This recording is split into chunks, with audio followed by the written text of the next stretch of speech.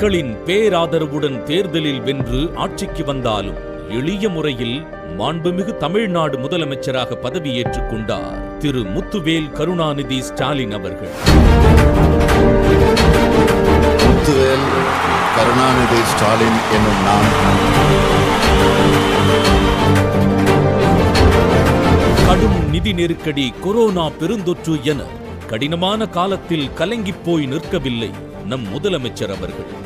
நெஞ்சுரத்துடன் நிலைமையை எதிர்கொண்டார். பெருந்தொற்று நிவாரணமாக குடும்ப அட்டைதாரர்களுக்கு 4000 ரூபாய், விடியல் பயணம், ஆவின் பால் விலை லிட்டருக்கு 3 ரூபாய் குறைப்பு, கோரிக்கை மனுக்களுக்கு தீர்வு காண உங்கள் தொகுதியில் முதலமைச்சர் திட்டம், பொதுமக்களுக்கான கொரோனா மருத்துவ செலவை தமிழ்நாடு அரசின்